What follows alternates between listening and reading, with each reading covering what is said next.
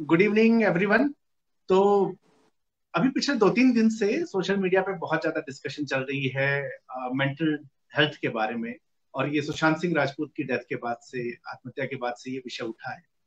हालांकि ये एक बहुत बड़ा दुर्भाग्य है हमारा कि हमारे यहाँ इस तरह के विषय उठते तब हैं जब कि किसी न किसी सेलिब्रिटी की डिप्रेशन से मृत्यु हो जाए या किसी बड़े आदमी का साथ है। लेकिन इस देश में एक बहुत बड़ा सेगमेंट है, बहुत सारे लोग हैं जो डिप्रेशन के शिकार हैं। पिछले 2-3 दिनों से जब मैं फेसबुक पर पढ़ रहा था तो बहुत से लोगों ने अपने किस्से सुनाए। बहुत से लोगों ने कहा कि आप हमारे से बात कीजिए या लोगों से बात कीजिए। तो तमाम तरह की बातें आ रही। लेकिन हकीकत ये है कि अभी तक मेंटल हेल्थ के बारे में गंभीरता से कभी किसी ने ना समझा है, ना किसी ने देखा है। हिंदुस्तान में तो कम से कम हम लोग इस चीज को बीमारी के रूप में समझते ही नहीं।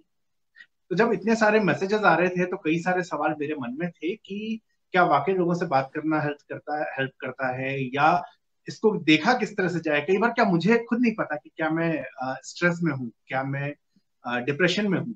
तो ये कई सारे सिम्टम्स हैं एज अ सोसाइटी, या फिर हम किसी भी तरीके से इन सिम्टम्स को हम कभी बताते नहीं, ना हम इनके बारे में बात करते। तो जब सोशल मीडिया पे इतनी सारी बातें होती हैं तो बेहतर है कि किसी ऐसे व्यक्ति से पूछा जाए जो व्यक्ति इस चीज में एक्सपर्ट है। और मेरी खुशकिस्मती ये है कि एक्सपर्ट तो मेरे घर के हैं। तो मेरे साथ जो बगल में अभी आपको दिख रहे हैं ये है डॉक्टर सुरेंद्र कुमार। सुरेंद्र और मैं बचपन के दोस्त हैं, हम लोग स्कूल में साथ में पढ़ा करते थे। और साथ पढ़ते हुए हम लोग अलग अलग रास्तों में गए। मैं आर्ट्स का स्टूडेंट रहा, वो साइंस में चले गए। और सुरेंद्र अभी जोधपुर में है, एमडीएम हॉस्पिटल में साइकेट्री डिपार्टमेंट में असिस्टेंट प्रोफेसर है। इसके अलावा सुरेंद्र जो है प्रैक्टिस भी करते हैं। तो सुरेंद्र से हम लोगों को कभी कभी ऐसे कुछ दिक्कतें होती तो हम उनसे सवाल करते हैं। तो सुरेंद्र, वेलकम है आपका मेरे इस लाइव शो में। थैंक यू नवीन, आपने मुझे आज इनवाइट किया। और जो करंटली देश में एक सुशांत सिंह राजपूत हमारे काफ़ी अच्छे एक एक्टर हुआ करते थे और आपके बिहार से ही थे, सबसे बड़ी बात है। तो जी। उन्होंने एकदम से सुसाइड जैसा एक भयानक कदम उठाया और हमारे देशवासियों को सोचने पे मजबूर कर दिया कि ऐसा क्या दिमाग में हो सकता है जिसके कारण इंसान अपनी ये लीला तक समाप्त करने के लिए तैयार हो सकता है। तो इसी को लेके मेरे पास बहुत सारे सवाल हैं। लेकिन मैं सबसे पहले एक बहुत सिंपल सवाल से सुरेंद्र पूछता हूँ। मैंने जो शब्द सुने हैं, एक होता है साइकेट्रिस्ट, एक होता है साइकोलॉजिस्ट। ये साइकेट्रिस्ट और साइकोलॉजिस्ट में फर्क क्या होता है? ये दोनों एक ही चीज है, एक चीज के दो नाम है, या दोनों के अंदर फर्क है कुछ? नवीन, आपने बहुत प्यारा सवाल किया है। रीजन ये है कि ये चीज अक्सर हम लोगों के मुंह से सुनते हैं और अच्छे अच्छे बुद्धिजीवी लोग इस चीज में कंफ्यूज रहते हैं। काफी पढ़े लिखे लोग अलग अलग स्ट्रीम से जो होते हैं साइकेट्रिस्ट को साइकोलॉजिस्ट बुला देते हैं। तो हमें अक्सर उनको फिर ये बताना पड़ता है कि जो साइकोलॉजिस्ट होता है उसने या तो एमए या एमएससी साइकोलॉजी में की होती है, उसके बाद में उसने पीएचडी क्लिनिकल साइकोलॉजी में की होती है, तब वो साइकोलॉजिस्ट कहलाता है, जिसको हम हिंदी में मनोवैज्ञानिक भी बोलते हैं। और जो साइकेट्रिस्ट होता है वो एमबीबीएस करता है, उसके बाद में साइकेट्री ब्रांच के अंदर एमडी करता है, उसके बाद में वो साइकेट्रिस्ट कहलाता है। तो और आप उसको हिंदी में साइकेट्रिस्ट? मनोचिकित्सक बोलते हैं, मनोरोग विशेषज्ञ बोलते हैं। मैं तो अब साइकेट्रिस्ट हूँ। हम लोग तो सही आदमी से बात कर रहे हैं फिर। मुझे तो पता ही था, हम्म। मैं चाहता था आप लोगों को भी ये बिल्कुल बताएं। बिल्कुल। अब एक चीज जो सबसे पहले, जो बहुत सालों से हमने सुना, जब भी किसी के मेंटल, हम किसी को कहते हैं, जब उसको पागल कहना हो तो हम कहते हैं ये तो मेंटल। तो मेंटल हेल्थ को जो है हम लोगों ने हमारे देश में हमेशा पागलपन से जोड़ा गया है। और शायद ये एक बहुत बड़ा कारण है कि हम लोग जो है मेंटल हेल्थ को एक बीमारी या एक और बीमारी की तरह नहीं ट्रीट करते। एक आप बहुत सुंदर सी बात कर रहे थे कि दिमाग जो है वो आंखों के ऊपर है, हम नहीं देखते। तो चाहूंगा वो वाली बात हम्म। आप जरूर बताएं। तो मैं ये जानना चाह रहा हूँ कि देखिए ये मेंटल हेल्थ होता क्या है और क्यों जरूरी है इसके बारे में सजग रहना। देखिए, अगर हम नॉर्मल हेल्थ की भी बात करें तो हेल्थ का भी मतलब यही, हेल्थ की डेफिनेशन अगर डब्ल्यूएचओ ने जो दे रखी है वो यही है कि जिसमें आपकी social, mental and physical wellbeing होवे, वो आप हेल्थ कहलाती है। अब जब हेल्थ के अंदर ही मेंटल हेल्थ अगर आपकी जब तक अच्छी नहीं है तब तक आपकी फिजिकल हेल्थ अच्छी हो ही नहीं पाएगी। रही बात इस चीज की कि साइकिक कहना, साइको कहना, मेंटल कहना, पागल कहना, ये कुछ ऐसे फ्रेजेस हैं जो कि लोकल सोसाइटी में बड़े ही कॉमन है और अक्सर किसी की भी उल जुलुल हरकतों के लिए हम इन शब्दों का प्रयोग करते हैं। और इन शब्दों का जब भी प्रयोग किया जाता है तो अगला आदमी उन शब्दों से कहीं ना कहीं आंतरिक रूप से आहत होता है, उसको अच्छा नहीं लगता है। क्योंकि दिमाग एक ऐसी चीज है जो इंसान और जानवर के बीच में एक डिफरेंस पैदा करती है। ईश्वर ने इंसान मनुष्य योनि को एक ये चीज नियमत दी है जिसके कारण से वो अपने आप को अलग मानता है। और अगर मैं सच बोलूं तो अगर कोई कम दिमाग भी होगा उसको भी हम अगर ये कहेंगे कि भाई आप में दिमाग कम है और आप कमतर हैं, आप मेंटल हैं या साइकिक हैं, तो उसको भी अच्छा नहीं लगता है। तो एक ढंग से ये वर्ड एक स्टिग्मेटाइज टाइप से हो गया है जिसमें कि किसी को भी ये पसंद नहीं है कि उसके दिमाग को कमतर आंका जाए। और रही बात ये कि ईश्वर ने जो दिमाग है वो हमें आंखों के ऊपर दिया है, दूसरे का देखने का मौका मिलता है, खुद का नहीं देख सकते हैं। तो हम क्या है कि लोगों का तो एनालाइज कर लेते हैं कि यार तुम ऐसी बातें कर रहे हो, तुम इस ढंग से बोल रहे हो तो तुम्हारा दिमाग कमतर है। लेकिन क्या है कि खुद का हम सेल्फ एनालिसिस कर नहीं पाते हैं। तो इस कारण से बहुत सारी कई तरीके की मानसिक व्याधियां पैदा हो जाती हैं और कई तरह के कंफ्यूजन्स भी क्रिएट होते हैं। तो कुल मिला के ये है कि ये वर्ड अपने आप में थोड़ा सा स्टिग्मेटाइज्ड है, लेकिन इसके पीछे की जो कहानी है वो बहुत ही गहरी है और हम अभी जब आगे वार्तालाप करेंगे आपसे तो इसके बारे में और बताते रहेंगे। तो मानसिक व्याधियां जो हमने बात की है, तो अभी जो मैं मैक्सिमम सुन रहा हूँ वो ये है कि जिसको हम पागलपन को एक बार छोड़ देते हैं, पागलपन को छोड़ने के बाद अगर जो और बातें आती हैं वो ये आती है कि डिप्रेशन की बात होती है। तो क्या सिर्फ डिप्रेशन ही एक मेंटल हेल्थ का इशू है या उसके अलावा भी कुछ और चीजें हो सकती है? देखिए नवीन जी, अगर मेंटल हेल्थ की बातें करते हैं तो कोई भी mental disorder, mental health problems दो भागों में हम डिवाइड करते हैं। एक होती है साइकोटिक और एक होती है न्यूरोटिक। जो जी। साइकोटिक डिजीजेस होती हैं उसके अंदर स्किज़ोफ्रेनिया, बाइपोलर डिसऑर्डर, ये प्रॉब्लम्स आती हैं। और ये प्रॉब्लम्स डिफरेंट होती हैं न्यूरोसिस से। रीजन ये होता है कि जो साइकोटिक प्रॉब्लम्स होती हैं उसमें इंसान का जजमेंट और इंसाइट दोनों ही एब्सेंट होता है। और जो न्यूरोटिक प्रॉब्लम होती है उसमें आता है anxiety, depression, OCD, phobias, generalised anxiety disorder, ये वो सब चीजें हैं जो न्यूरोसिस के अंदर आती है। इन प्रॉब्लम्स में न्यूरोसिस के अंदर किसी भी इंसान का जजमेंट और इंसाइट है वो प्रेजेंट रहता है, यानी उसको आभास होता है कि जो वो कर रहा है वो गलत हो रहा है, जो वो कर रहा है इससे उसको नुकसान पहुंच रहा है और वो सोशली एक्सेप्टेबल नहीं है। तो इसलिए ये दो तरह की चीजें हैं। जैसा अब आपने कहा कि डिप्रेशन की बात की, तो डिप्रेशन न्यूरोटिक इलनेसेस के अंदर आता है। और जिस ढंग से डिप्रेशन अब कॉमन होता जा रहा है तो हम नॉर्मली हर 4 या 5 में से एक इंसान को डिप्रेशन से ग्रसित मानते हैं। और WHO ने खुद ने 2020 के अंदर डिप्रेशन को कार्डियक डिजीज के बाद में वर्ल्ड में सेकंड मोस्ट कॉमन डिजीज का दर्जा दे रखा है। ये बहुत इंटरेस्टिंग फैक्ट है। मैं इस चीज को खैर कभी सोचा नहीं था कि डिप्रेशन जो है इस तरह का उसका लेवल होगा कि हम उसको वर्ल्ड में सेकंड स्टेज पे, second most largest most impacted. Common disease है आफ्टर कार्डियक प्रॉब्लम। तो एक क्वेश्चन बीच में और आया था जो पहले क्वेश्चन से जुड़ा हुआ है, वो ये है कि साइकोथेरेपिस्ट क्या होते हैं? साइकोथेरेपी भी एक जो मेंटल हेल्थ प्रॉब्लम्स होती है उनको ट्रीट करने का नॉन फार्माकोलॉजिकल मैनेजमेंट होता है। अक्सर जो न्यूरोटिक प्रॉब्लम्स होती हैं उनके पीछे कहीं ना कहीं आदमी का कॉग्निशन जुड़ा हुआ होता है, उसके सोचने विचारने का जो तरीका होता है वो कहीं ना कहीं उस चीज से जुड़ा हुआ होता है।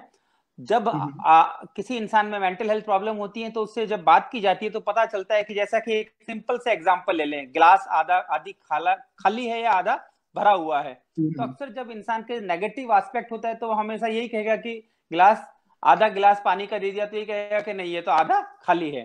तो इसी तरीके से जब उसका जिंदगी को देखने का नजरिया ही हमेशा नेगेटिव डाउनवर्ड ग्रेइंग शेड में होता है, तब ये एक तरीके का हमारा एक कॉग्निटिव एरर है। तो जब साइकोथेरेपी करते हैं तो इस तरीके के जो सोचने विचारने के जो भी उसके अंदर प्रॉब्लम्स होती हैं, जो दिक्कतें होती हैं, उनको हम इन साइकोथेरेपी के द्वारा उनको ट्रैक पे लेके आते हैं और उनके सोचने से समझने की जो शक्तियां हैं और जो उनकी विचारधाराएं हैं उनको चेंज करके और उनको ठीक करने की कोशिश करते हैं। तो ये एक ट्रीटमेंट है एक तरह से? हाँ, ये बातों के जरिए किए जाने वाला ट्रीटमेंट है, इसमें दवाई नहीं दी जाती है। अब जो डिप्रेशन की बात हो रही है, तो डिप्रेशन को लेके जब मैं लोगों के पोस्ट बहुत सारे पढ़ रहा हूँ तो उसमें मुझे 2-3 तरह की चीजें, और ये बहुत सारे सवाल अलग तरीके से आते हैं। एक होता है कि आप उदास हो रहे हैं या परेशान हो गए। मेरे साथ भी बहुत बार होता है, चीजें आपके हिसाब से नहीं गई, मैं 3 4 5 दिन तक परेशान रहता हूँ उसको लेके, और गुस्सा आता है, कई बार लगता है कुछ नहीं करना है। तो ये एक हुआ कि परेशान होना, उदास होना, और एक होता है डिप्रेशन में जाना। तो ये दोनों के बीच मुझे ऐसा महसूस हुआ कि लोग फर्क नहीं कर पा रहे कि दोनों के बीच फर्क क्या है।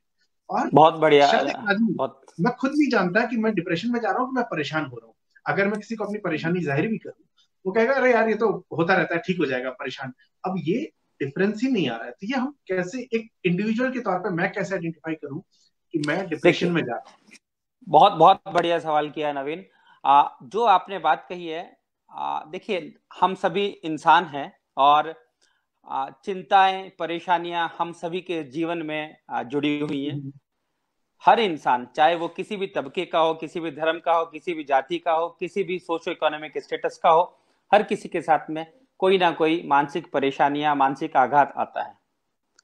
लेकिन यही जब मानसिक आघात लगातार आपके दिमाग पे छाया रहे, और उसके कारण से आपकी जो socio cultural, occupational, economic dysfunctioning होनी शुरू हो जावे, आपकी कार्यशैली बेकार हो गई, आपका लोगों का मिलना जुलना बेकार हो गया, आपका दिनचर्या बेकार हो गई, और वो भी खासकर लंबे समय तक जब आप लगातार ऐसा महसूस कर रहे हैं। साइकेट्री में अक्सर डिप्रेशन को डायग्नोज करने के लिए हम 2 हफ्ते का समय मानते हैं कि कोई इंसान 2 हफ्ते तक लगातार इस तरीके के निराशात्मक भाव, किसी ना किसी, जाहिर सी बात है कोई ना कोई स्ट्रेसर होता है इस चीज के पीछे, और लेकिन वो 2 हफ्ते का ड्यूरेशन वो लगातार इसी तरीके से अगर झेलता जा रहा है, तब हम ये मानते हैं कि अब उसको कहीं ना कहीं किसी मनोरोग विशेषज्ञ से या किसी एक्सपर्ट से, मेंटल हेल्थ एक्सपर्ट से उसको सजेशन लेने की जरूरत है।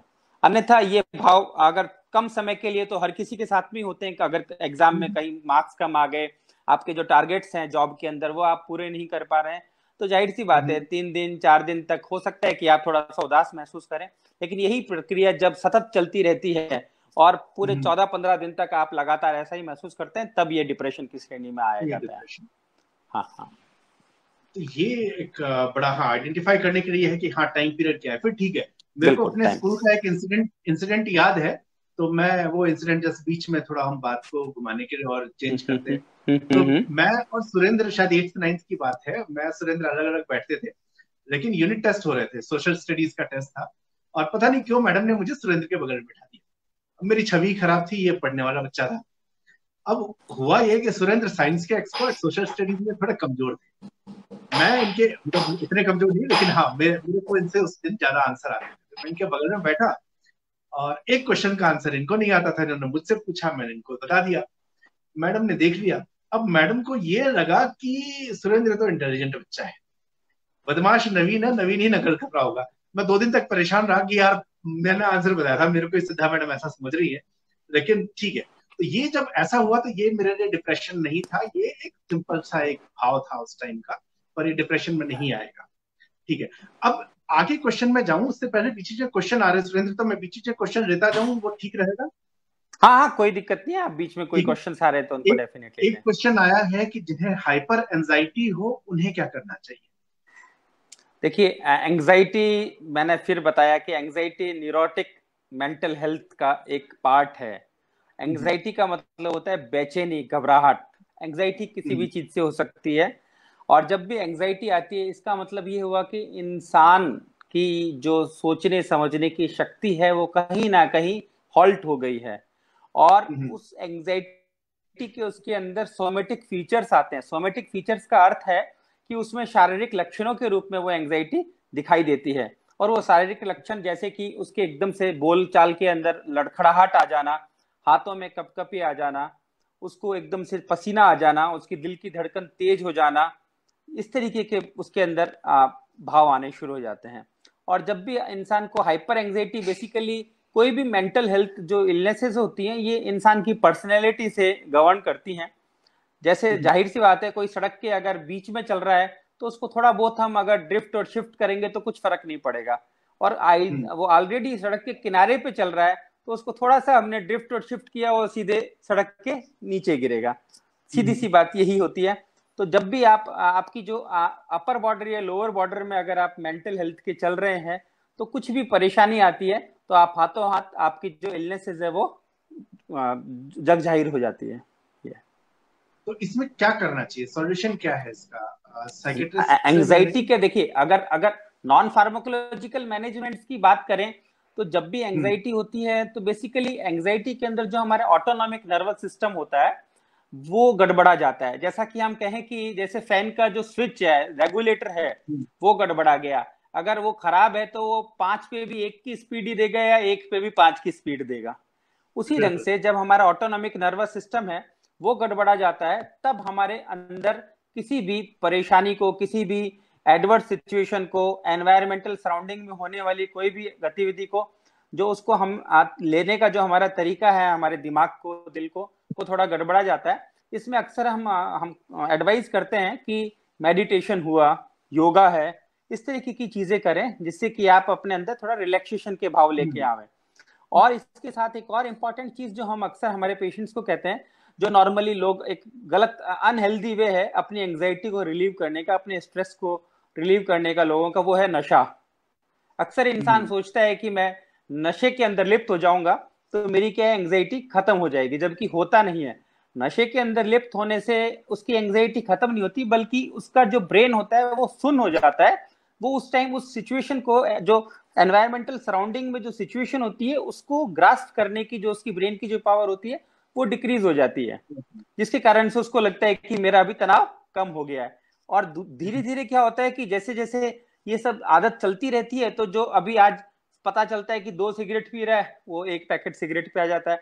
पता चलता है कि जो 1 पैक पे अपने आप को कंफर्टेबल महसूस कर रहा था वो 1 क्वार्टर पे आ जाता है। तो नशे के लिए जो तृप्त है उसकी लगातार बढ़ती जाती है और उसको एक अनहेल्दी वे डेवलप हो जाता है उसके लिए स्ट्रेस को रिलीव हेल्दी करने का। हेल्दी वे ही है, आप योगा करें और वही एक तरीका है बस। हाँ, योगा करें, मेडिटेशन करें, रिलैक्सेशन एक्सरसाइजेज करें, ब्रीथिंग एक्सरसाइज करें। हाँ, सर एक मैं पोस्ट कई सारे मैंने पढ़े, और एक बार कभी मैंने जब कोरोना शुरू हुआ था तो मैंने डाला था कि यार कोई परेशान होता है तो बात कर सकता है, लेकिन ये डिप्रेशन वाले, लेकिन वो मैंने जब डाला था तो मेरा वो मामला कुछ और था, मुझे लगा कि लोग कोई अकेले होकर परेशान हो तो बात करें। लेकिन जब मैं डिप्रेशन वाले विषय में देख रहा हूँ कि बहुत लोग कह रहे हैं कि आप बात करें, या ये होता है कि हम अपने आसपास के लोगों को नहीं पहचान पा रहे, तो मेरी अंडरस्टैंडिंग है कि डिप्रेशन में है वो अपनी बात किसी को बताना ही तो नहीं चाहता, इसीलिए वो डिप्रेशन में है। तो बता देगा तो शायद डिप्रेशन से कम हो जाएगा। तो अगर मैं, मेरे आसपास बहुत सारे लोग हैं, मेरे पास क्या तरीका है?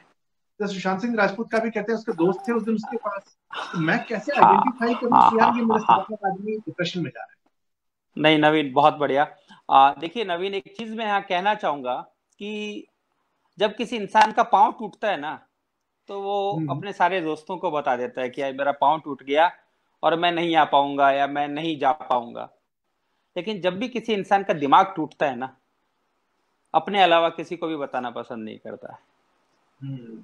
जैसा मैंने शुरुआत में भी कहा था, दिमाग एक ऐसी चीज है कि कोई भी इंसान अपने आप के दिमाग को किसी के सामने कमतर महसूस करवाना पसंद ही नहीं करता है।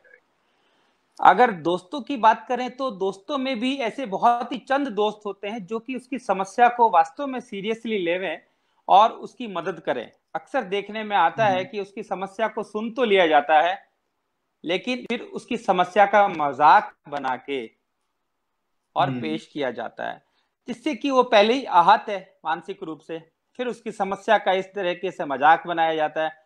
तो वो सोचता है कि इससे बेहतर तो ये होगा कि मैं इन समस्याओं को किसी के सामने उजागर ही नहीं करूं और खुद ही इनको निपटा लूं।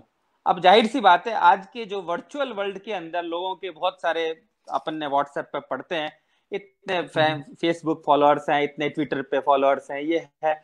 लेकिन जब एक्चुअल काम की बात आती है तो शायद उसके 1-2 जिगरी दोस्त होते हैं जो उसको मदद के लिए 24 घंटे तैयार रहते हैं।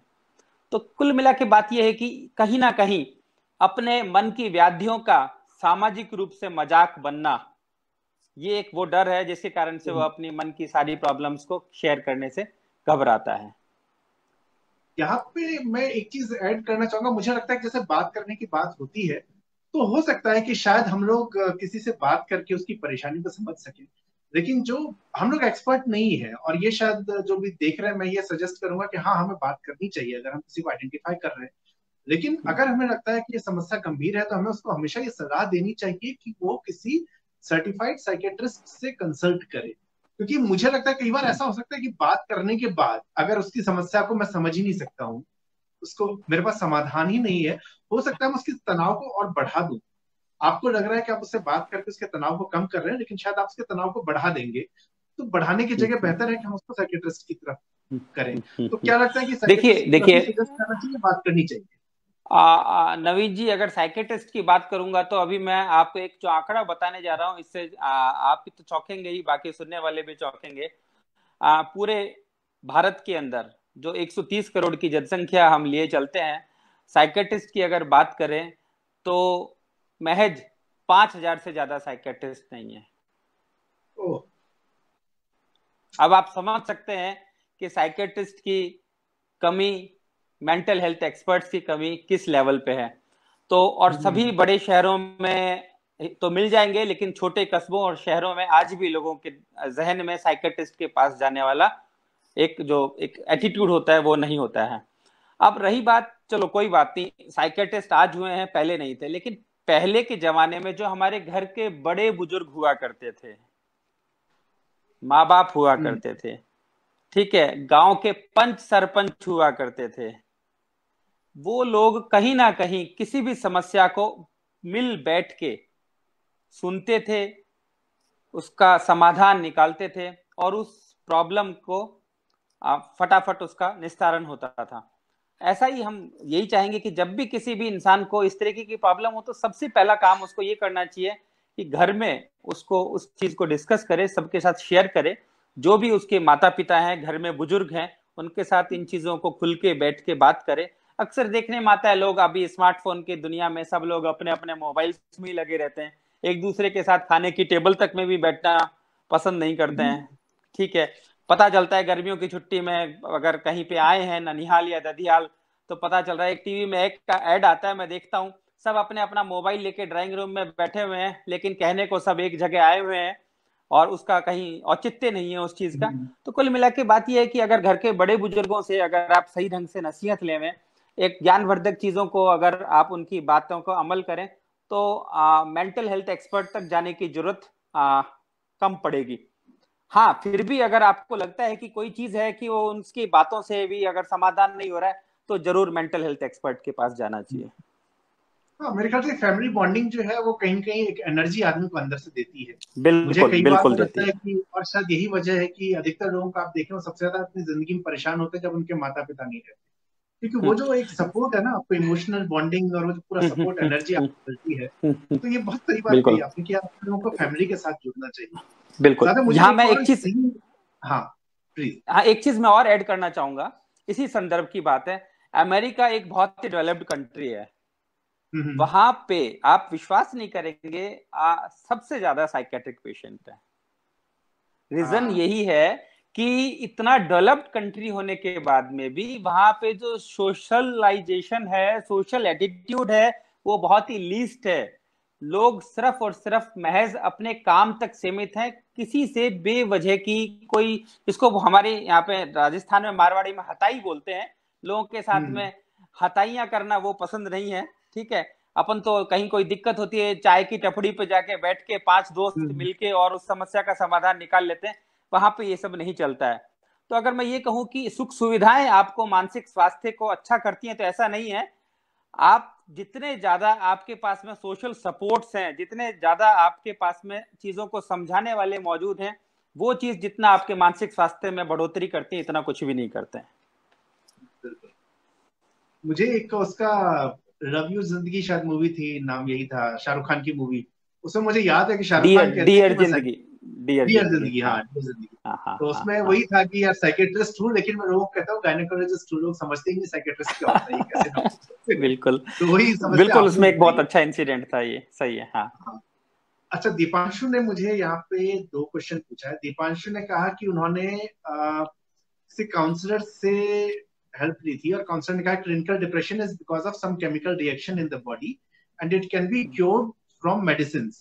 आई was on hmm medicine for around 8 months, लेकिन जब हम्म मेडिसिन से एडिक्ट होने लगा तो मैंने खुद से उनको लेना बंद कर दिया। तो सर, हम्म मेडिसिन हम्म जरूरी है क्लिनिकल डिप्रेशन से फाइट करने के लिए। साथ ही इन्होंने एक क्वेश्चन और पूछा है, जब आप किसी तरह से खुद को ये समझा रहे हैं कि आप धीरे धीरे ठीक हो रहे हैं, और फिर किसी भी इंसिडेंट की वजह से आप फिर से पुरानी बातें ट्रिगर कर जाएं और आपको पैनिक अटैक पड़ने लगे, तो उससे कैसे डील किया जाए? एक बहुत ही व्यवहारिक क्वेश्चन पूछा है इस बंदे ने। और जाहिर सी बात है, जब भी हमारे दिमाग के अंदर किसी तरह की प्रॉब्लम होती है तो ये न्यूरोकेमिकल्स, न्यूरोट्रांसमीटर्स होते हैं, 6-7 तरीके के होते हैं। नाम मैं ले देता हूं उनके: dopamine, serotonin, acetylcholine, epinephrine, norepinephrine, GABA, glutamic acid. ये 6-7 तरह के न्यूरोट्रांसमीटर्स या न्यूरोकेमिकल्स होते हैं। और हमारी सारी सोच, विचार, मेमोरी, हंसना, रोना, इमोशंस, फीलिंग्स, ये सभी इन्हीं न्यूरोकेमिकल से ही गाइडेड होते हैं। जब इंसान कंटिन्यूसली स्ट्रेस में रहता है, आजकल सबसे बड़ा रीजन यही है, एनवायरमेंटल सराउंडिंग, मेंटल हेल्थ बिगड़ने के पीछे। अन्यथा हेड इंजरी हुआ, किसी तरीके का नशा पता हुआ, या फिर कोई जेनेटिक फैक्टर हुआ। हेरिडिटरी के अंदर भी मेंटल जो इलनेसेस है वो काफी रन करती हैं। अगर वो होती हैं तो भी यही होता है, और जब एनवायरमेंटल सराउंडिंग्स के अंदर स्ट्रेसेस मौजूद होते हैं तब भी। जब कंटिन्यूसली स्ट्रेस रहता है तो हमारे जो न्यूरोकेमिकल्स हैं वो डिस्टर्ब हो जाते हैं, उनका लेवल इम्बैलेंस हो जाता है। और जाहिर सी बात है, जब हम इनिशियल फेज के अंदर अगर मिल लेते हैं तो साइकोथेरेपी से सही हो जाता है। लेकिन जब अगर लेटर फेज में हम उस चीज को किसी एक्सपर्ट को शो करवाते हैं, तब पता चलता है कि अब हमें दवाइयां लेने की जरूरत है। और ये दवाइयां, सभी दवाइयां जो उन्हीं न्यूरोकेमिकल्स की जिनकी डेफिशिएंसी दिमाग में हो चुकी है, उन्हीं की ही ये एक्सटर्नल सब्स्टिट्यूट्स हैं, जिसके कारण से इंसान थोड़े कुछ हफ्तों बाद में ही अच्छा महसूस करने लग जाता है दवाइयां लेने के। लेकिन एक बहुत बड़ी जो कमी है वो हमने देखी है कि जब भी कोई भी इंसान, एक बहुत बड़ी वो ये चीज है कि जब उसको फायदा आना शुरू होता है तो वो सोचता है कि अब मैं ठीक हो गया हूं और मैं अब इनको बंद कर देता हूं। ठीक है, यहाँ ये सबसे बड़ी कमी छोड़ देते हैं, जिसके कारण से वापस वो रिलैप्स कर जाते हैं। जैसा कि जैसा मैं मीडिया में जैसा सुन रहा था, तो सुशांत सिंह राजपूत भी शायद डिप्रेशन का पेशेंट बताया जा रहा था, और ये कहा जा रहा था कि इन्होंने भी अभी पिछले दिनों से दवाइयां लेना बंद कर दिया था, और उसी के कारण से उनकी वो वापस जो न्यूरोकेमिकल इम्बैलेंसेस है वो ट्रिगर हो गया, और वो शायद इस अंत दुखांत की साइड में उनको जाना पड़ा। एक और चीज है लोगों के अंदर की ये दवाइयां कब तक चलती हैं। बहुत कॉमनली लोग हमसे पूछते हैं कि डॉक्टर साहब आपने शुरू तो कर दी है, बंद कब होगी? देखिए, जाहिर सी बात है कि शुरू वही की जाती है जहां पे मनोरोग होता है। जाहिर सी बात है, जिस इंसान का मन कमजोर हो रहा है वही मनोरोगी बनेगा। और जो मनोरोगी बनेगा, तो जाहिर सी बात है उस मनोरोगी के सही करने के लिए जो मनोरोग के अंदर जो दवाइयां काम आती हैं वो दी जाती हैं, और उन दवाइयों से वो लगातार बेटर फील करता रहता है। हाँ, बंद कम केसेस में होती हैं, लेकिन जो उनकी डोजेस है वो जल्दी ही कम हो जाती है, तो इसलिए इसमें घबराने की बात नहीं है। एक और बहुत कॉमन लोगों में मिथ है कि मैं तो कलेक्टर हूं, या मैं डॉक्टर हूं, या मैं इंजीनियर हूं, या फिर मैं फलाना अफसर हूं, मैं बहुत ज्यादा पढ़ा लिखा हूं, इंटेलिजेंट हूं, तो मुझे मानसिक रोग नहीं होगा। ये एक बहुत बड़ा मिसकंसेप्शन है। ऐसा नहीं है। मानसिक रोग कभी भी किसी भी इंसान के प्रोफेशन को देख के, जाति को देख के नहीं होता है। बल्कि मैं तो ये कहूंगा कि जो लोग जितने ज्यादा दिमाग को यूज करते हैं उनको उतना ही ज्यादा सतर्क रहने की जरूरत है। तो इसलिए ये कहना यहाँ जरूरी हो गया मुझे, क्योंकि मैंने एक दो कई वीडियोस में भी देखा है, और अभी भी जो सुशांत सिंह राजपूत के डेथ के बाद में भी कुछ वीडियोस आ रहे थे, तो उसमें यही कहा जा रहा था कि वो तो टॉपर थे और उनको दवाई लेने की जरूरत पड़ गई। ऐसा थोड़ी होता है, वो तो बहुत इंटेलिजेंट थे, इंटेलिजेंट लोगों को दवाई लेने की जरूरत नहीं पड़ती है। ये एक बहुत बड़ा मिसकंसेप्शन है, ऐसा नहीं है। और आजकल तो अपन देख रहे हैं बहुत आईएएस हैं, कई कुछ आईआरएस हैं, कुछ आईपीएस हैं, जिन्होंने अपनी जीवन की लीला इसी तरीके से जब डिप्रेशन में आए हैं और दवाइयां नहीं ले ली हैं तो उन्होंने अपने आप को समाप्त कर लिया। बाइपोलर डिजीज क्या है? बाइपोलर डिसऑर्डर साइकोटिक जो पार्ट है मेंटल हेल्थ का, उसका हिस्सा है।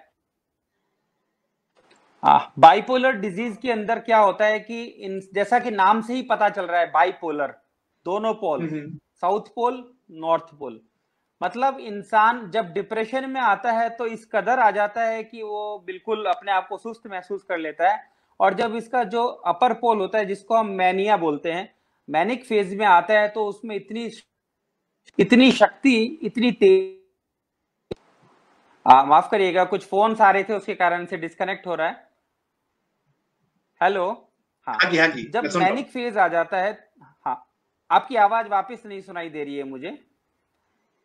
जब मैनिक फेज आ जाता है तो मैनिक फेज के अंदर दिमाग के अंदर बहुत ज्यादा तेजी आ जाती है, वो अपने आप को बहुत ज्यादा एनर्जाइज फील करना शुरू कर देता है, साथ में गुस्सा, चिड़चिड़ाहट बहुत ज्यादा बढ़ जाता है, उसको चीजों को सोचने समझने का तरीका है वो बंद हो जाता है, उसकी नींद की रिक्वायरमेंट कम हो जाती है, उसकी भूख की रिक्वायरमेंट कम हो जाती है, और उसको ऐसा लगता है जैसे उसके अंदर बहुत ज्यादा पावर आ गई हो।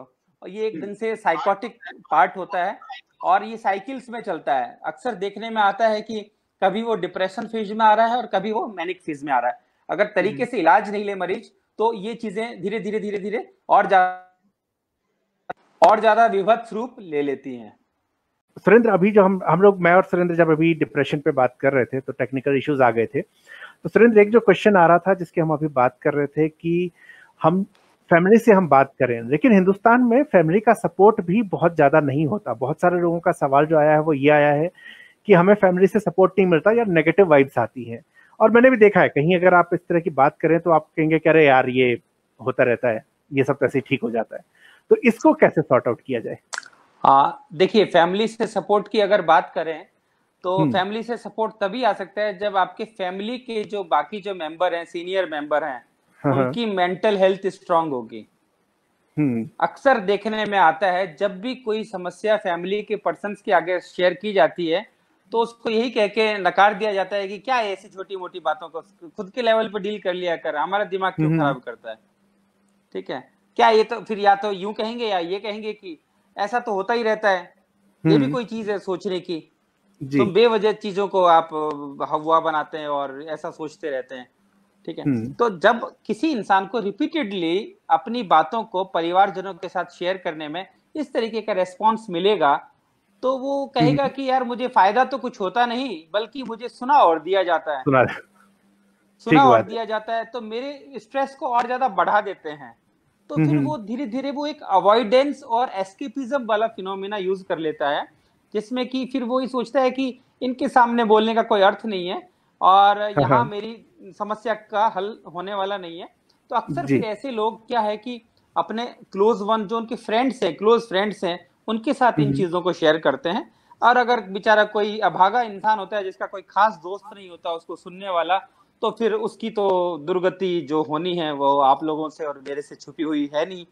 अक्सर हम न्यूज़पेपर्स में जो देखते हैं, रोज कम से कम किसी भी लोकल न्यूज़पेपर में वहां के 5 से 6 जने सुसाइड वाले होते हैं। और अगर मैं आपको इंडिया के डाटा की बात बताऊं और वर्ल्ड के डाटा की बात बताऊं तो पूरे संसार में रोज यानी एक साल के अंदर करीबन ये मान के चलने आप कि 8 लाख लोग सुसाइड करते हैं। और उसमें इंडिया का जो पोजीशन है वो बहुत ही बेहतर है इस मामले के अंदर। इंडिया के अंदर 2.5 लाख लोग एक साल के अंदर सुसाइड करते हैं। 2.5 लाख लोगों का एक साल के अंदर सुसाइड करना, आप समझ सकते हैं कि एक बहुत ही बड़ा फिगर है। और युवाओं में तो खासकर 15 से 29 साल की उम्र में तो ये युवाओं में मौत का एक्सीडेंट के समकक्ष बल्कि उससे ज्यादा बड़ा कारण है। तो आप सोच सकते हैं कि इसकी भयावहता कितनी है। अच्छा अमन, अभी जी नहीं आप बताइए, मुझे लगा नहीं, जैसा अब आपने ये कहा कि परिवारजनों से जब मुझे इस चीज के समस्याओं का समाधान नहीं मिलता तो मैं क्या करूं, तो अक्सर मैंने ऐसे भी घर देखे हैं जहाँ पे अपनी समस्याओं को जब अपने परिवारजनों से शेयर करते हैं तो परिवारजनों का जब मेंटल हेल्थ अच्छा है और उन्होंने काफी अच्छी चीजें अपने जीवन में खुद के लेवल पे जब भी उनकी विषम परिस्थितियां आई हैं और उनको सॉल्व किया है तो बच्चों को भी फिर इसी ढंग से सिखाते हैं। हाँ, अच्छे तरीके से सिखाते हैं। और एक और चीज जो देखी वो ये देखी कि परिवार में देखने में आया कि बच्चों को सक्सेस के लिए तो प्रिपेयर बहुत अच्छे से करते हैं लेकिन फेलियर्स के लिए प्रिपेयर नहीं किया जाता। तो मैं अक्सर यही कहता हूँ कि मैं 6 इंच के गद्दे पे तो हर किसी को नींद आ जाएगी। अगर आपको किसी को सिखाना है तो एक बार उसको ये सिखाए कि कंकड़ पत्थरों पे और रोडों पे नींद कैसे आ पाए। इस चीज के लिए अगर आप प्रिपेयर कर देंगे तो मैं ये मानता हूँ कि उस जीवन की किसी भी समस्या को बहुत आसानी से वो संभाल लेंगे। अच्छा अमन, आपका एक क्वेश्चन जो अभी आया था कि डिप्रेशन में जाने लगे, इसकी बात हमने पहले की थी। अब इस वाले लाइव में, पिछले लाइव के अंदर आप अगर देखेंगे तो उसके अंदर उसका हमने शुरू में आंसर दिया हुआ है। जब प्रिया का क्वेश्चन है कि अगर कोई पूछता है कि आपको डिप्रेशन क्यों है, उसको क्या और कैसे समझाएं, मतलब ये इस सिचुएशन को कैसे टैकल किया जाए? नहीं, जैसे पूछता है डिप्रेशन के, उनको तो बोले थोड़ा सा क्वेश्चन को एलोबरेट करें, क्या क्या पूछना चाह रही हैं डिप्रेशन? ये मेरे ख्याल से काफी हद तक वैसा ही है जिसको हम अभी बात करते हैं कि फैमिली और फ्रेंड आपको सुनने को तैयार नहीं है। वो शायद इस चीज को, मुझे लगता है कि शायद समझने को तैयार नहीं। अगर कोई कहे कि नहीं मैं हमेशा ये महसूस, मैं हाइपोथेटिकल एग्जांपल ले लेता हूँ। मैं अब आपको एग्जांपल मैं ही दे देता हूँ। मेरे पास में 5 दिन पहले किसी बच्ची का फोन आया, एडोलेसेंट एज ग्रुप की बच्ची थी, 18 साल की बच्ची थी, बड़ी परेशान हो रखी थी कि सर मेरे को घर में सुनते नहीं है, मुझे बहुत ही ज्यादा चिड़चिड़ाहट रहता है, बहुत ज्यादा गुस्सा रहता है, मुझे रात में नींद नहीं आ पाती है, मुझे बड़ी उल-जुलूल टाइप के सपने आते हैं। उस बच्ची से जब मैंने बात शुरू की तो मैंने बहुत सारी चीजें जो ऐसी फाइंड आउट की कि उस बच्ची के अंदर, एक तो वो उस बच्ची ने जो मुझे सबसे हृदय विदारक चीज की वो ये की कि जब उसको किसी तरह का रोना भी आता है तो अपने माँ बाप के सामने नहीं रोती है, वो वॉशरूम में जाके रोती है। अब आप ये देख लें कि जो अपनी अपनी संवेदनाओं को अपने माँ बाप के सामने नहीं निकाल सकता जो बच्चा, तो वो जाहिर सी बात है उसके अंदर फिर इस तरीके की जो संवेदनाओं की जो आपका वेंटिलेशन नहीं हो रहा है तो दिमाग के अंदर गंदगी भरनी है, परेशान हो जाएगी। वो अक्सर ये बोलती है कि मुझे कुछ भी बात करनी होती है मैं कांच के आईने के सामने खड़ी होकर फिर अपनी बातें करती हूँ ताकि मुझे कोई ऐसा मिले जो कि मुझे सुन ले और मुझे अपोज नहीं करे। वो बच्ची अपने माता पिता को पिछले 6 महीने से कह रही है कि मुझे किसी मेंटल हेल्थ एक्सपर्ट से, साइकियाट्रिस्ट से काउंसलिंग करवा दें मुझे, और उसके पेरेंट्स उसको ये कह के दरनिकार करते जा रहे हैं कि नहीं तुम्हें ऐसी कोई भी दिक्कत नहीं है और तुम बेवजह की बातें करती हो, तुम बस तुम्हें इस ढंग से चाहिए। और जबकि उस बच्ची से जब बात की तो उसमें बहुत सारी प्रॉब्लम्स निकली।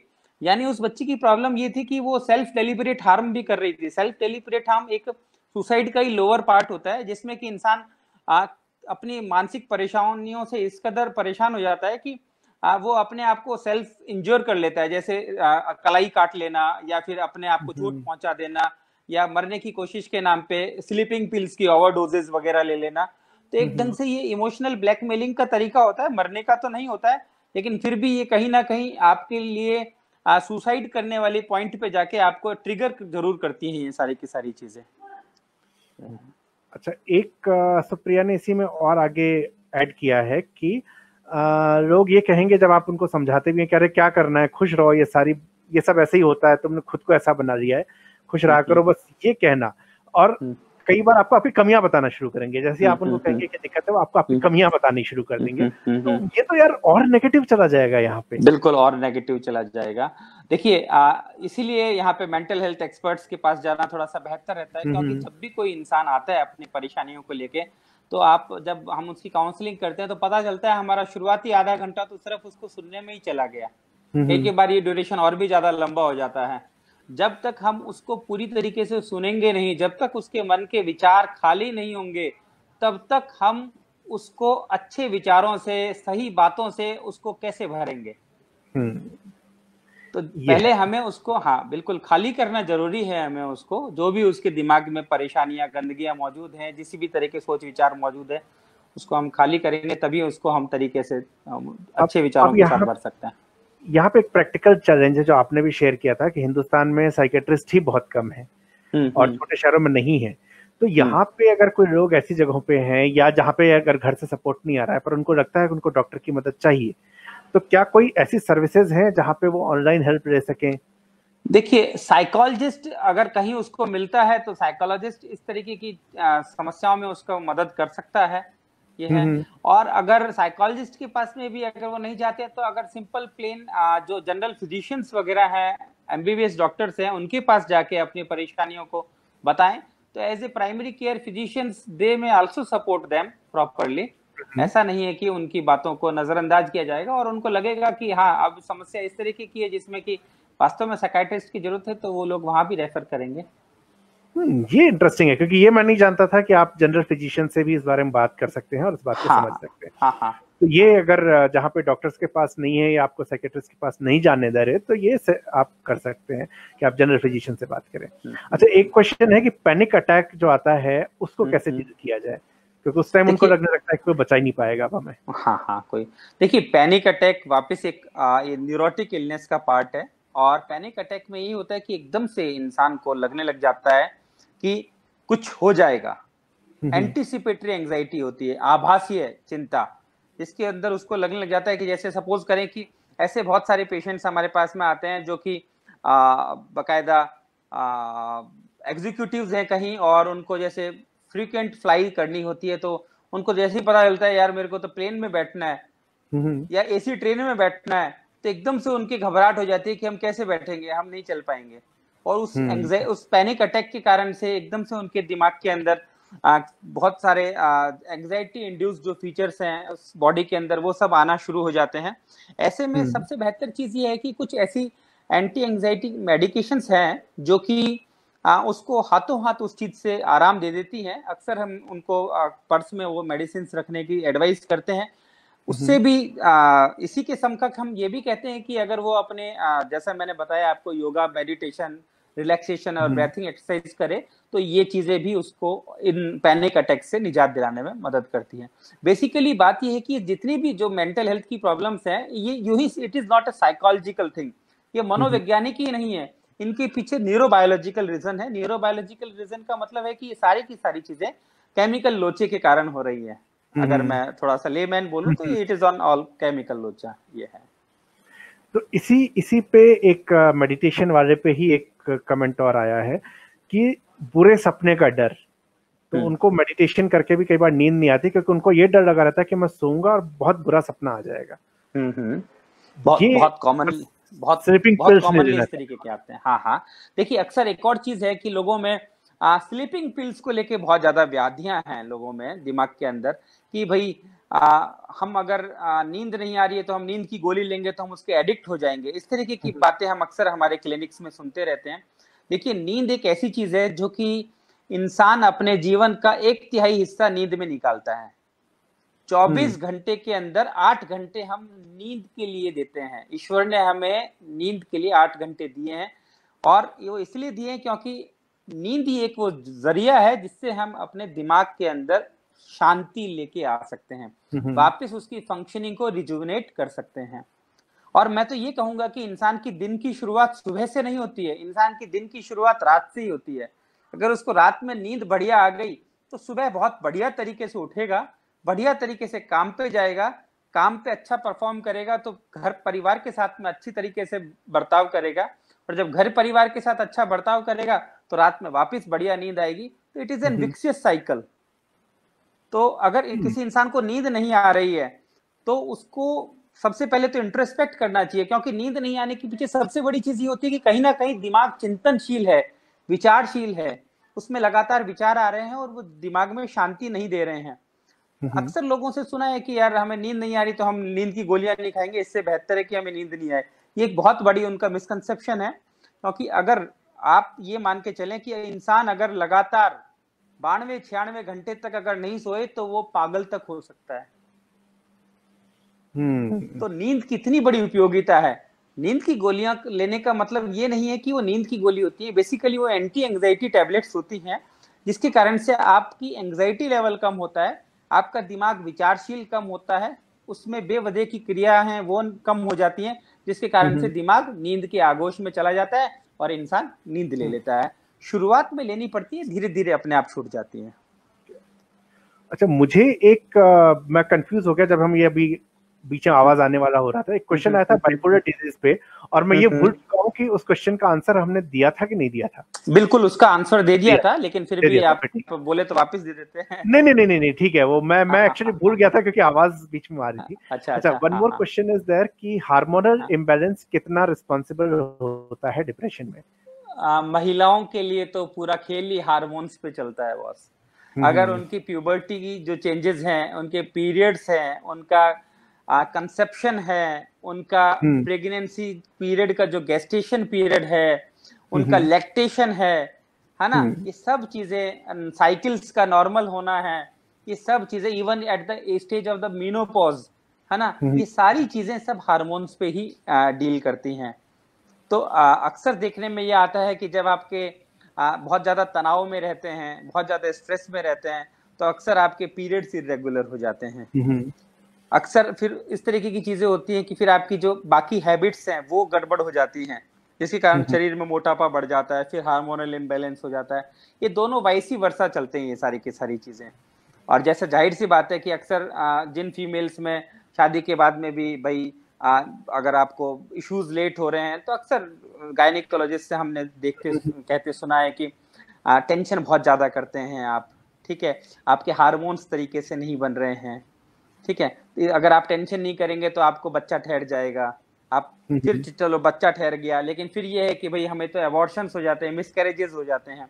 उसके पीछे भी है कि भाई प्रेगनेंसी के दौरान कम से कम तनाव और चिंता लें ताकि आपकी प्रेगनेंसी पीरियड बढ़िया निकले। फिर आता है कि साहब अब बच्चा तो हो गया लेकिन मुझे दूध नहीं उतर रहा है। फिर यही कहा जाता है कि आप तनाव कम से कम लें, बच्चे को अपने ज्यादा से ज्यादा उसके प्रति प्यार और जो सम्मान है उस तरीके का आप एटीट्यूड शो करें, अपने आप दूध निकलेगा, क्योंकि फिर वो चीजें हार्मोनल होती हैं। तो अगर हार्मोनल इम्बैलेंस की बात करूं तो सारा खेल हार्मोन से इंड्यूस्ड होता है। तो दीपांशु ने इसमें एक कमेंट किया है कि जनरल फिजिशियन ने मजाक उड़ा दिया था कि लड़कियों वाली बीमारी लेके बैठे हो। मुझे लगता है दीपांशु ये फिर डॉक्टर का इशू था। दीपांशु कह रहे हैं कि मैं सजेस्ट नहीं करूंगा जनरल फिजिशियन के पास जाने। जनरल फिजिशियंस के पास अगर मैं डायरेक्टली नहीं भेज रहा हूँ, जनरल फिजिशियंस के पास उसी अवस्था में भेजा जा रहा है जब आपके पास में साइकेट्रिस्ट की उपलब्धता नहीं है, इसलिए आपको जनरल फिजिशियंस पे जाने के लिए कहा जा रहा है। अन्यथा अगर आप जनरल फिजिशियन के पास में जाते हैं तो ऐसे भी जनरल फिजिशियंस मौजूद हैं जो कि आपको साइकेट्री की दवाई लेने के लिए ही बंद कर देंगे।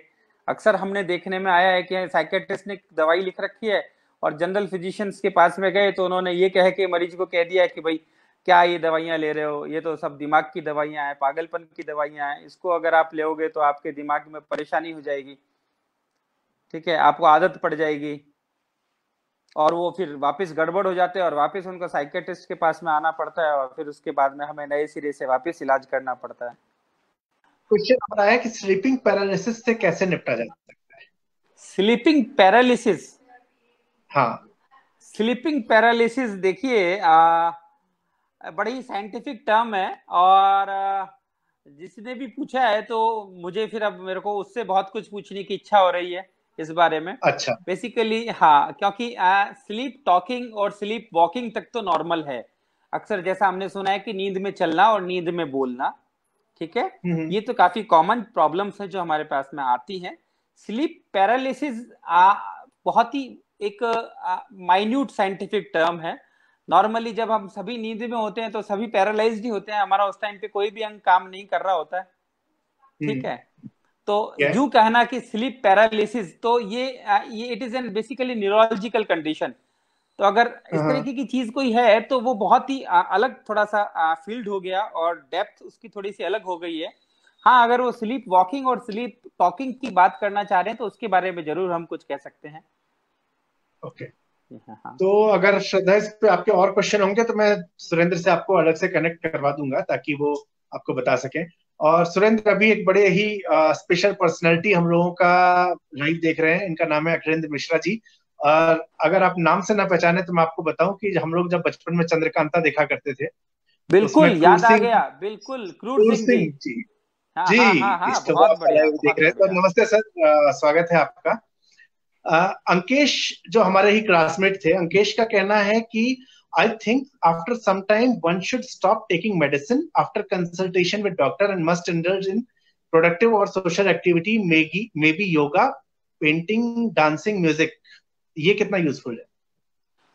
अंकेश देखो, अगर आप खुद से कोई भी दवाइयां अगर बंद करते हैं, जैसा आपने कहा है कि थोड़ा समय बाद में आप अपने डॉक्टर से कंसल्ट करने के बाद में दवाइयां बंद कर दें, तो ये डिपेंड करता है कि अगर आपके साइकियाट्रिस्ट ने ये ऑब्जर्व किया है कि अब आपके जो सिम्टम्स हैं, साइंस हैं, वो नॉर्मल लेवल पे आ गए हैं, और जाहिर सी बात है आपको नॉर्मल लेवल पे नॉर्मेलिटी का सेंस देने के लिए ही वो दवाइयां शुरू की गई थी। जैसा कि हम किसी शादी ब्याह में भी जाते हैं, बहुत बढ़िया मिठाइयां होती हैं, लेकिन हम पेट भरने के बाद में एक फालतू गस्सा भी मिठाई का नहीं खा सकते हैं। ठीक उसी ढंग से है कि जब हम अच्छा महसूस करने लग जाते हैं तो हम दवाई की डोज कम कर देते हैं। दवाई को पूरी तरीके से एकदम से बंद करना अक्सर पेशेंट्स के लिए रिस्की होता है। और इसकी सेंस में होता है कि पेशेंट्स कुछ चंद महीनों बाद में वापस रिलैप्स होके आ जाते हैं। तो इसलिए नो डाउट योगा मेडिटेशन का फर्क है, लेकिन योगा मेडिटेशन ये चीजें न्यूरोकेमिकल्स के लेवल को बढ़ाने में बहुत ही स्लोली धीरे धीरे उनका इंक्रीमेंट करती हैं, जिसमें कि समय और धैर्य दोनों की जरूरत होती है। इसलिए अक्सर ये कहा जाता है कि बहुत से लोगों में देखा है, वापस एक ये बहुत बड़ी भ्रांति है कि हमें साइकेट्रिक इलनेस से तो हम साहब योगा और मेडिटेशन कर रहे हैं और उससे हम ठीक हो जाएंगे, हमें कोई टेंशन नहीं है, हम दवाई नहीं लेंगे। पता चलता है कि वो उस स्टेज से आगे निकल गए कि जिसमें कि वो योगा और मेडिटेशन से ठीक हो जाते। एट लास्ट फिर जब वो ट्रीटमेंट लेने के लिए आते हैं तब तक इतनी देर हो चुकी होती है कि जहां एक गोली से काम हो सकता था वहां पे हमें 4-4 तरह की दवाइयां देनी पड़ती हैं। यहाँ श्रद्धा ने अपने क्वेश्चन को थोड़ा सा ऐड किया है। उन्होंने कहा एक्चुअल में माइंड एक्टिव हो जाता है, हम सब फील कर सकते हैं, सुन सकते हैं, बस मूवमेंट नहीं कर पाते। ये उनके स्लीपिंग पैरालिसिस वाले क्वेश्चन में एड ऑन उन्होंने। देखिए फिर तो देखिए श्रद्धा जी को ये कहना चाहूंगा कि श्रद्धा जी जब भी हम ड्रीम्स देखते हैं नींद के दौरान पे, तो ड्रीम्स में हम एक पूरे के पूरे एक ऐसे वर्ल्ड में होते हैं जहां हम चल भी रहे होते हैं, बोल भी रहे होते हैं, सुन भी रहे होते हैं और एक्ट भी कर रहे होते हैं, लेकिन फिर भी हमारी बॉडी बिल्कुल निष्क्रिय पड़ी हुई होती है। ठीक है, हमारे माइंड के अंदर कॉन्शियस, सब कॉन्शियस ये पार्ट होते हैं। जब भी जो भी अक्सर ड्रीम्स में क्या होता है कि जो हमारे सबकॉन्शियस लेवल पे जो भी चीजें होती हैं वो हमारे जब माइंड के अंदर कॉन्शियस लेवल पे आती हैं और उसके कारण से फिर हम जो हमारी जो भी सप्रेस चीजें होती हैं वो हमें नींद के जरिए हमारी दिखाई देती हैं। और अक्सर लोगों में है कि मुझे सपने बहुत आते हैं, मेरे को सपने नहीं आने चाहिए, बल्कि मैं तो ये कहूंगा कि सपना आना एक तरीके से आपके दिमाग के अंदर क्लींजिंग एजेंट है। अगर आपके सपने आ रहे हैं तो आपके दिमाग के सबकॉन्शियस माइंड में जो भी चीजें चल रही हैं वो एक ढंग से बाहर निकल जाती है and you feel quite comfortable and fresh. तो एक क्वेश्चन फिर से ये थोड़ा सा रिपीट हुआ है, लेकिन इसमें मैं एक पोर्शन में चाहूंगा आप अगर दोबारा बता सकें कि कैसे पता चले व्यक्ति डिप्रेशन में जा रहा है। तो अमन, इसके बारे में जो पिछला लाइव हो रहा था उसमें हमने आंसर शुरू में दिया है, लेकिन ये जो है ये एक बार मैं फिर से और जानना चाहूंगा कि किसी और को कैसे पता लगे कि ये डिप्रेशन। बिल्कुल, देखिए डिप्रेशन के कुछ, बिल्कुल डिप्रेशन का मैंने आपको बताया था कि एक तो ड्यूरेशन है, अगर 2 हफ्तों से ज्यादा तक आदमी परेशान रह रहा है। और उसके साइन एंड सिम्टम्स की बात करें तो अक्सर पेशेंट बहुत उदास रहने लग जाता है, उसका किसी भी काम में मन नहीं लगता है। जिन चीजों में पहले उसको रुचि हुआ करती थी, जिन चीजों को करने के बाद में उसको आनंद की अनुभूति होती थी, उन चीजों में अब वो उसको बिल्कुल आनंद नहीं आता है। उसकी नींद की साइकिल डिस्टर्ब हो जाती है, या तो बहुत ज्यादा सोता है या फिर वो बहुत कम सोता है। उसकी भूख की साइकिल डिस्टर्ब हो जाती है, या तो बहुत ज्यादा खाता है या बिल्कुल नहीं खाता है। उसको किसी भी काम करने की उत्सुकता नहीं रह जाती है, अपने आप को बिल्कुल वो हेल्पलेस समझने लग जाता है, होपलेस समझने लग जाता है, वर्थलेस समझने लग जाता है। उसको इस तरीके के विचार आने लग जाते हैं कि अब उसका जीना बेकार है और उसके अस्तित्व के कहीं पे भी किसी तरीके की कहीं भी कोई पूछ नहीं है, जिसके कारण से इतना ज्यादा नकारात्मक आ जाता है उसके अंदर कि वो अपने आप में सुसाइडल फीलिंग्स तक उसको गवर्न करने लग जाती हैं। तो ये कुछ डिप्रेशन के मेन लक्षण होते हैं जिनको कि हमें अक्सर देखना चाहिए। इंसान अलग थलग रहने लग जाता है, लोगों में जो अब तक भीड़ में रहता था, यार दोस्तों के साथ गप्पे मारता रहता था, पता चलता है कि वो एकदम से अकेलापन महसूस करने लग गया, या अकेले में जाके बैठे रहना शुरू कर दिया उसने और लोगों की संगत उसको अच्छी लगने नहीं लगी। गाना सुनना, जो भी उसकी रुचियां थी, जिन वो शौक थे जो उसको आनंद की अनुभूति कराते थे, उन सब शौकों से वो अपने आप को डिटैच कर लेता है। तो ये कुछ लक्षण होते हैं डिप्रेशन के जो अक्सर हमें मदद करते हैं कि किसी भी इंसान को पता कर पाए कि हम वो डिप्रेसिव है या नहीं है। अच्छा, और क्वेश्चन नहीं है, मेरा एक क्वेश्चन है, इनकेस किसी और का क्वेश्चन आएगा तो हम लेंगे। अभी ये जो कोरोना वाला टाइम आया है, कोरोना के टाइम के बाद बहुत से लोगों ने जॉब खोई, बहुत से लोगों का बिजनेस लॉस हुआ है और बहुत से ने अभी नहीं खोया है। जो हम सीन देख रहे हैं, हमें लग रहा है कंपनीज अभी इमीडिएट रिस्क दे रही है, लेकिन आने वाले दिनों में बहुत सारे जॉब लॉसेस होंगे जो डेफिनेटली कहीं ना कहीं डिप्रेशन की तरफ लोगों को लेके जाएंगे। तो इसके लिए आप क्या सजेस्ट करोगे, ये इसके लोग पहले से कैसे प्रिपेयर रहे इस तरह की सिचुएशन के लिए? नवीन, देखिए इस तरीके की प्रॉब्लम्स इंक्रीज होने लग गई हैं। अभी जो कोरोना काल चल रहा है, जो लॉकडाउन का फेज चला था, इस दौरान में हमने देखा कि करीबन 50% इंक्रीमेंट है मेंटल हेल्थ प्रॉब्लम्स के अंदर। अब ये सभी चीजों के कारण से है, बाकायदा लोगों को अंदर अनएम्प्लॉयमेंट हुआ है उसके कारण से है, कोरोना का जो भय अपने आप में मौजूद है उसके कारण से है, लोगों की जो घर के अंदर कैद रहे इतने दिनों तक, बिल्कुल निष्क्रिय टाइप हो गए, उस चीज के कारण से है। ठीक है, अक्सर अब तो ये भी देखने में आया इस दौरान पे कि हस्बैंड वाइफ के अंदर बहुत ज्यादा जो क्वेरलसम बिहेवियर है वो इंक्रीज हो गया है। जो अक्सर सुबह चली जाया करते थे, शाम को आते थे, पता चल रहा है आंखों के सामने 24 घंटे रह रहे हैं, हर छोटी छोटी बातों को इग्नोर करने के बजाय वो उनके आंखों के सामने हो रही हैं, सहन नहीं कर पाते हैं और हाथों हाथ बिफर पड़ते हैं और पता चलता है तनाव की स्थिति पैदा हो गई है। तो ये कुछ ऐसी चीजें हैं जो कि लगातार इस दौरान बढ़ रही हैं। और जाहिर सी बात है कि जब हर तरीके का समय आता है और वो गुजर जाता है, तो इस तरीके का जो समय आया है ये नेगेटिव फेज चल रहा है और ये भी गुजर ही जाएगा। लेकिन इस दौरान पे यही है कि हम अपने जो भी मेंटल हेल्थ है उसको अच्छा करके रखें। और उस चीज के लिए जैसे कि हम अक्सर जब हमारी शरीर की बात आती है, फिजिकल हेल्थ की बात आती है, तो हम अक्सर बैलेंस डाइट की साइड में बड़ा ध्यान देते हैं कि है ना, न्यूट्रिशियस डाइट लें, ऐसी डाइट लें जो कि हमारी फिजिकल इम्यूनिटी बढ़ावे। इन सब चीजों के लिए हम बहुत ज्यादा तत्पर रहते हैं। लेकिन अक्सर हम ये भूल जाते हैं कि अगर हमारा मन स्वस्थ रहेगा तो ही हमारा तन स्वस्थ रहेगा। हम लोग कभी मेंटल इम्यूनिटी या मेंटल हेल्थ या इमोशनल हेल्थ हमारी बढ़िया बने, या हम इमोशनल हेल्थ और हमारी मेंटल हेल्थ को बढ़िया बनाने वाली क्या इमोशनल डाइट लें, उसकी साइड में हमारा ध्यान नहीं जाता है। अगर हम जैसे बैलेंस डाइट लेते हैं, अगर हम अच्छी इमोशनल डाइट भी लेवें तो हमारी अंदर बहुत कम मानसिक स्वास्थ्य संबंधी परेशानियां पैदा होंगी। और अगर मैं इमोशनल डाइट की बात करूं तो इमोशनल डाइट यही है कि आप बढ़िया चीजों को पढ़ें, बढ़िया चीजों को सुनें, उन पुस्तकों को, उन जीवनियों को पढ़ें जो कि आपके अंदर एक नई ऊर्जा बढ़े, आपके अंदर ज्ञान का संचार करे। बहुत सारे हमारे पास में वेद हैं, धर्म की इतनी सारी किताबें हैं। ठीक है, भगवत गीता अपने आप में एक पूरा का पूरा ऐसा पाठ है जिसमें हर समस्याओं का अंत शामिल है। तो इस तरीके की चीजें करने से आपके दिमाग के अंदर बहुत ही अच्छे अच्छे वाइब्स आते हैं और वो चीजें आपको और ज्यादा प्रोडक्टिव होने में मदद करती हैं।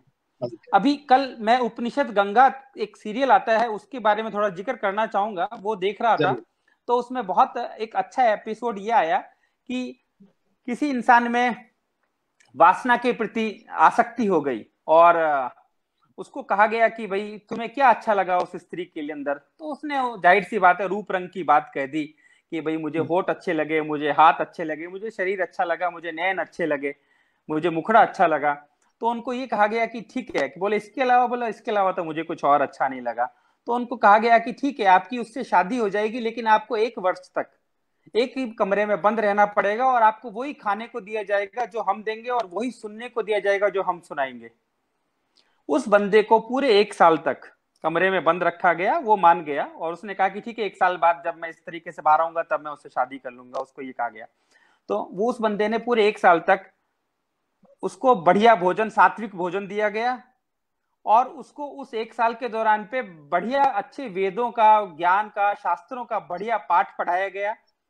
1 साल बाद जब उससे पूछा गया कि हाँ भाई अब आप शादी करने के लिए तैयार हो, तो बोला नहीं, अब मैं वासना से ऊपर उठ चुका हूँ, मेरे अंदर कोई वासना नहीं है। तो यहाँ कहने का मतलब यह है कि दिमाग को किस तरीके से चेंज किया जा सकता है, उसके लिए एग्जाम्पल दिया गया था। पर जरूरी नहीं है कि 1 साल आप बंद रहे, बाहर रह के भी कर सकते हैं। हाँ नहीं, यहाँ कहने का मतलब है अच्छा खाना और अच्छी आपकी इमोशनल और मेंटल बैलेंस डाइट की बात है। हाँ, तो ये मेरा लास्ट क्वेश्चन था और क्वेश्चन अब बहुत, चूंकि टाइम हो चुका है, मैंने सुरेंद्र से 45 मिनट की बात की थी पर हम लगभग 1.5 घंटा खींच चुके हैं इसको। तो मैं बस जाते जाते इसको समराइज करता हूँ कि मेंटल हेल्थ को सीरियसली लेने की जरूरत है। किसी को आप पागल न समझें, मेंटल हेल्थ कई तरीके से हो सकते हैं और वो पागलपन की बात ही नहीं है, वो अलग चीजें भी हो सकती है और डिप्रेशन में से एक बहुत बड़ा एंगल है। तो बात करना अच्छी बात है, जो लोग कह रहे हैं कि हम बात करने के लिए उपलब्ध हैं, आप बात जरूर करिए, लोगों से बात करना अच्छी बात है। लेकिन हम एक्सपर्ट नहीं हैं। जहां भी आपको ये महसूस हो वहां पे जो एक्सपर्ट्स हैं उन एक्सपर्ट्स से आप कहिए कि जो पीड़ित व्यक्ति है, डॉक्टर से, एक्सपर्ट से वो बात करें और उसका समाधान ढूंढे। यदि आपके अपने परिवार में, अपने जानने वाले लोगों में है जहां पे कि नेगेटिविटी लगती है कि परिवार के लोग उस चीज को नहीं समझ पा रहे हैं, वो समझाना हमें पड़ेगा। वो जो है लोगों को सिखाने में समय लगता है। ये धरती गोल है ये बताने में बहुत समय लगा था, धरती सूरज के चारों ओर चक्कर लगाती है ये बताने में बहुत समय लगा था, तो ये परिवार को मेंटल हेल्थ के बारे में बताने में समय लगेगा। तो हिम्मत नहीं हारना है, कोशिश कीजिए, लगे रहिए। और अगर आपको कभी भी ऐसा लगता है कि आपको नहीं कहीं से हेल्प मिल रही, तो मैं सुरेंद्र की तरफ से आपको ये प्रॉमिस खुद ही कर देता हूँ कि सुरेंद्र जब जरूरत होगी तो आपको हेल्प करने के लिए तैयार रहेंगे। आप मुझसे संपर्क कीजिएगा, मैं आपको सुरेंद्र का कॉन्टेक्ट डिटेल दे दूंगा। मैं डायरेक्ट नहीं दे रहा हूँ क्योंकि मुझे पता है कि बहुत ज्यादा एकदम से प्रेशर हो जाता है, वो जॉब में है, उनका काम भी है। लेकिन कभी आपको लगता है कि ऐसी कोई दिक्कत है तो मैं पुरानी बचपन की दोस्ती के नाते ये वादा सुरेंद्र की तरफ से कर सकता हूँ कि वो आपको मदद करेंगे इंडिविजुअल। कर दिया मैंने सुरेंद्र, ठीक है ना? ठीक है, बिल्कुल, आपने जो कह दिया हमने मान लिया। तो thank you very much Surendra, thank you, time निकाला, हमने इसके बारे में बात थैंक यू की। नवीन, और थैंक मुझे यू, लगता थैंक है यू। कि शायद ये सेशन जो है हम और भी बहुत सारी चीजों पर बात कर सकते थे, तो कभी हम फिर से एंडलेस कभी होता है, समय निकालेंगे, बिल्कुल। हम लोग कभी फिर लेकिन से फिर समय भी, निकालेंगे। बिल्कुल, फिर भी मैंने जी, कोशिश की है कि काफी जो इंपॉर्टेंट काफी पॉइंट्स हमने हैं, जो कवर मिथ्स किया। है, हाँ मिसकंसेप्शंस हैं साइकेट्री को लेके, मेंटल हेल्थ जी, को लेके, वो काफी दूर करने की कोशिश की है हम लोगों कवर कर, बिल्कुल ने। ठीक बात। ठीक है, so thank you very much Surendra, thank you dear, thank you, thank, bye. Bye.